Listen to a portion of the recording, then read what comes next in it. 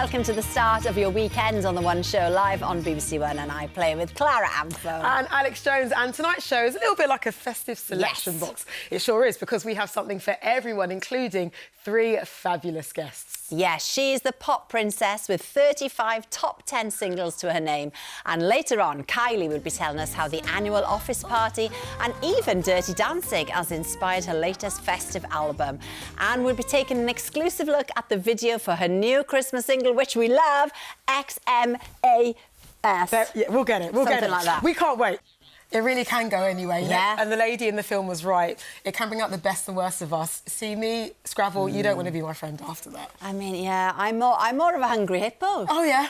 I mean, not me, No. but you know what I mean? I mean, we all are at Christmas. That's the whole point, isn't it? Well, let's see what tonight's guests think. Please welcome Michael Ball, Kylie and Lee Mack.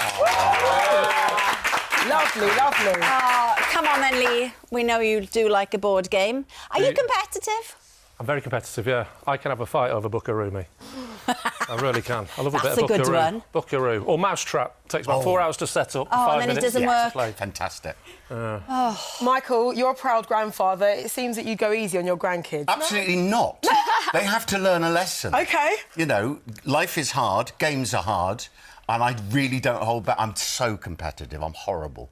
Okay. But in a lovely way. All right. What about you, Kylie? Yeah. She's going to be... I mean, I can Scrabble, bring it on. Exactly. That's all I'm saying. Yeah. It'd be nice to leave the rest of the show and just put the board I there and think have a so. little But she play. come out with words... No, that's an Australian word. Oh, yeah, that's... Yeah. Chimichanga. No, that's legitimate. Well, we'll be chatting about Lee's favourite game to play, the 1% Club, shortly. But first, we are talking music. Oh, we sure are, because not content with being the first ever female artist to claim a UK #1 album in 5 consecutive decades, Kylie here is aiming for the top spot once again, because she tells us about her new album, and here's why her reign as Queen of the Charts will never, ever end. Ever.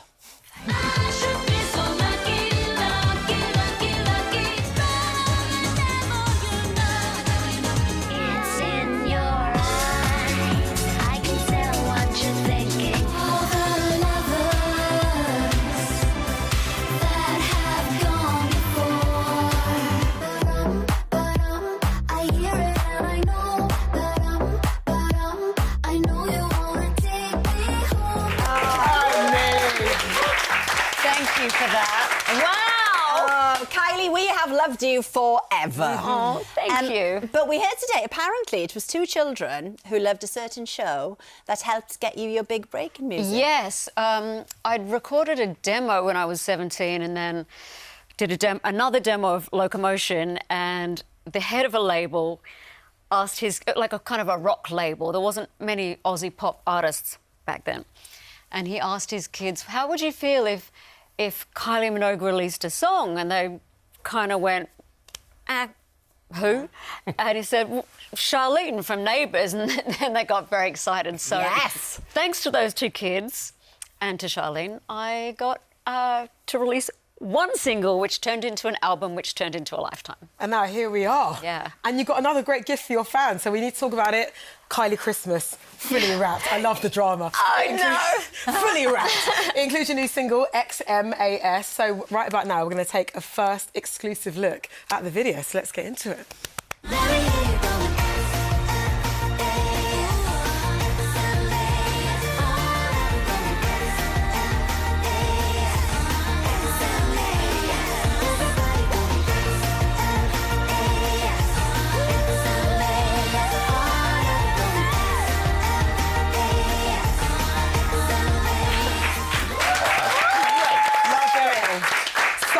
Underplayed for Christmas. We've been trying to master that all day. Yeah, the haven't we? essence way, I right? saw you do it. Yes. You did it. Is it?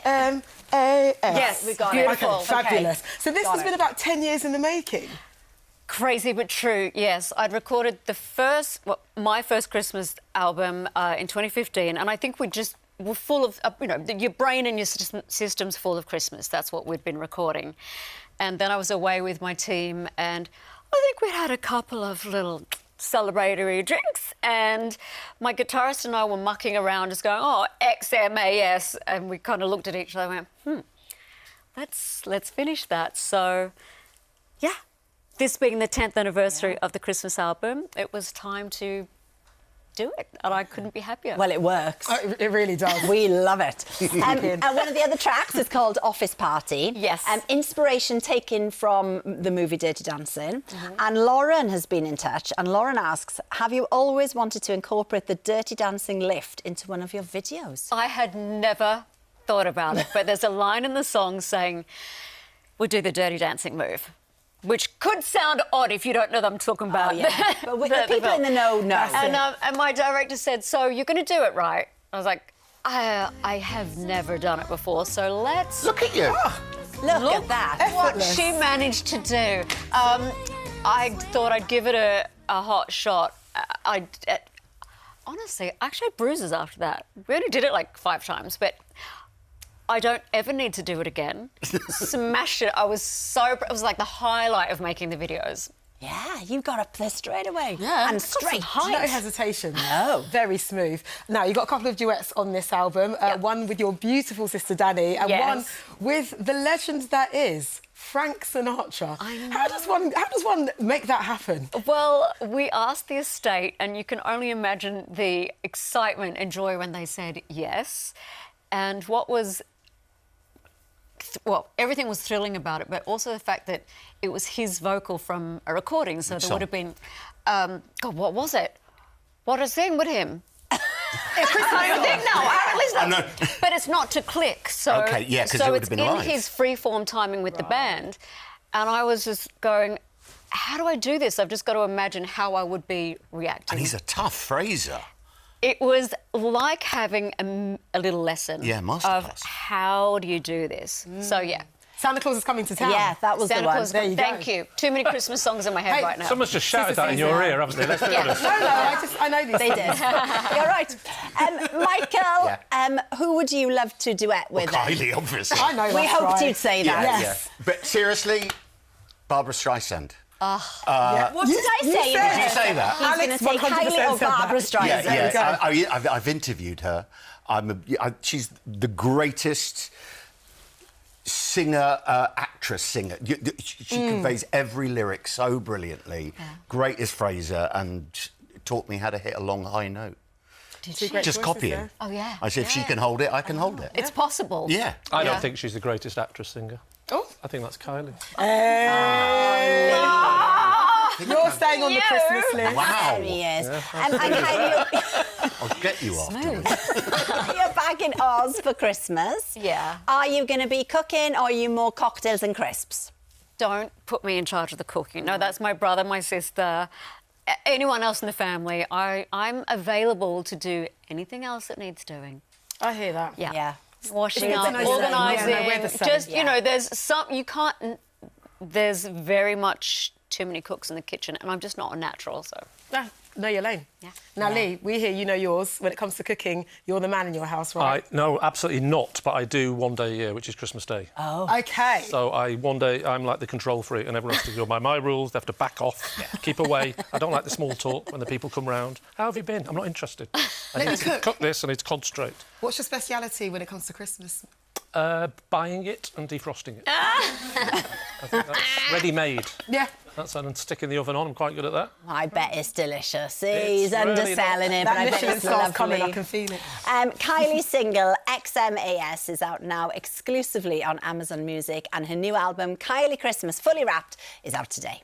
Now, after talking about music, later on we're going to be talking about it even more because Michael is putting the finishing touches to his next UK tour. But first, it's time to quiz Lee about his Saturday night quiz show, The 1% Club.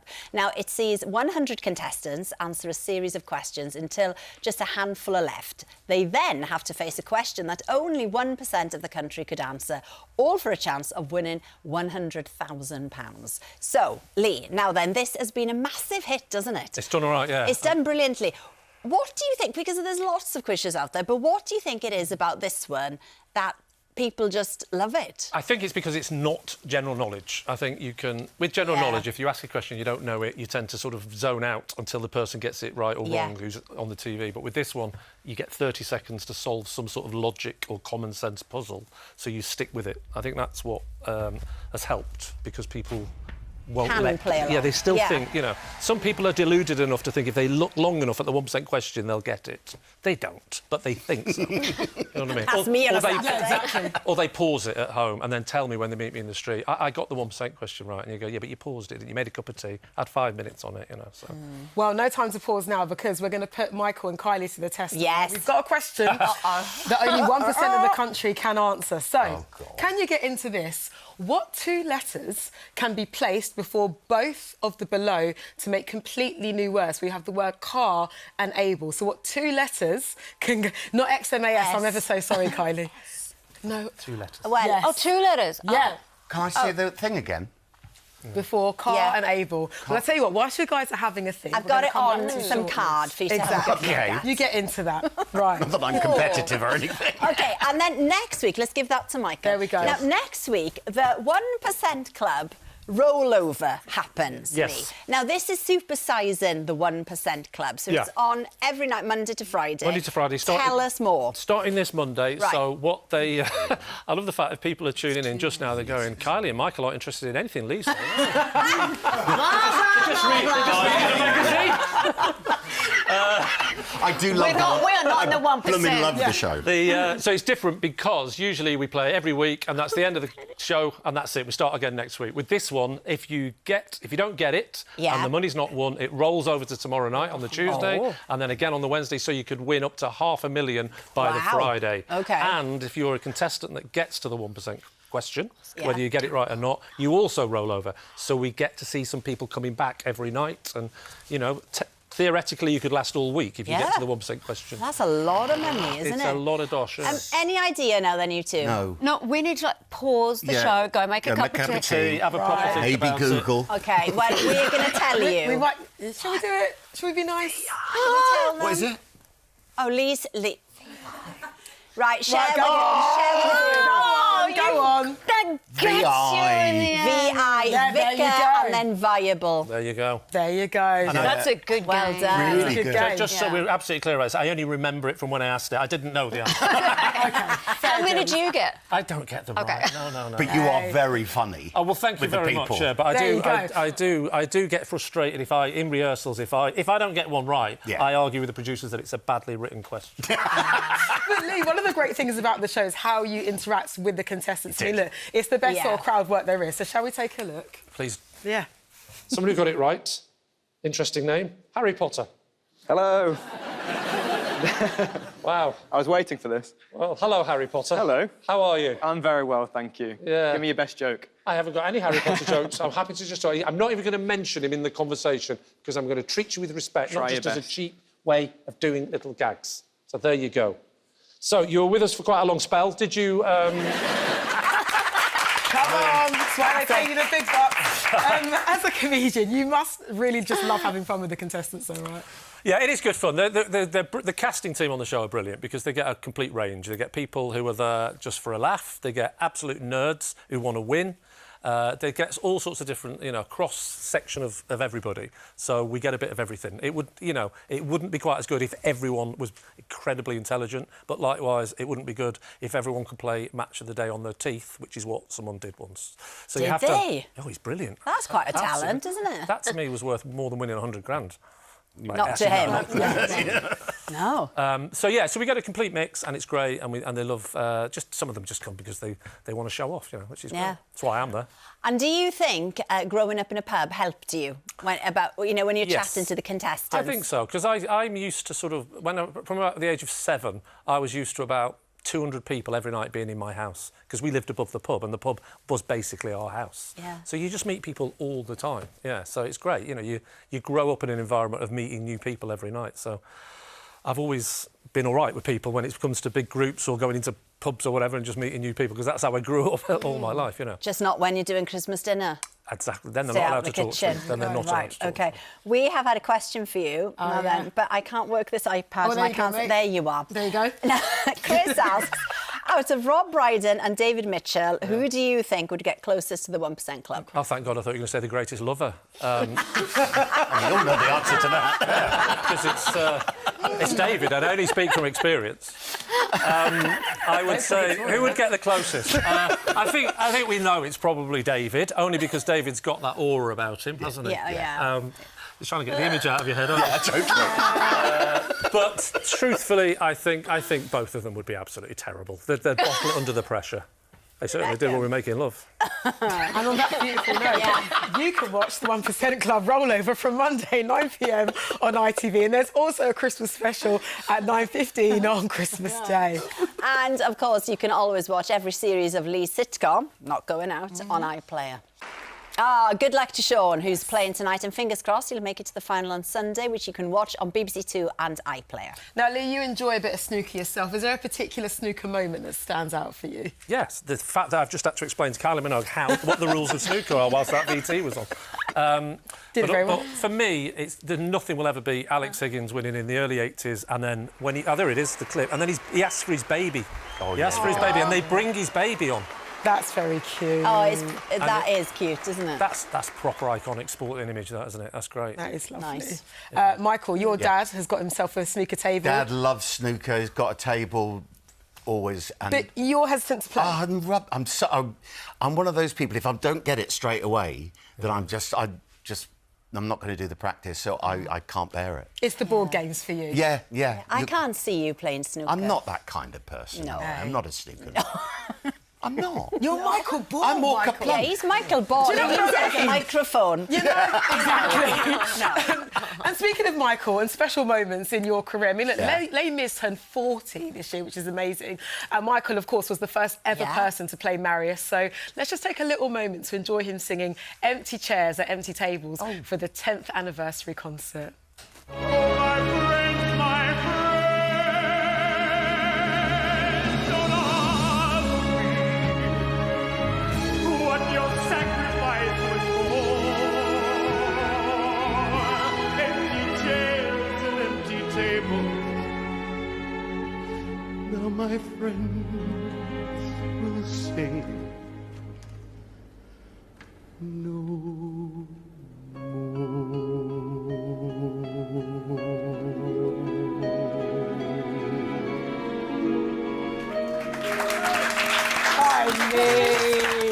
That is so nice. But truly, brilliant. I mean, Les Mis, you're getting a bit teary. Yeah. Well, it's been, Les Mis has been a part of my life since I've been doing this job.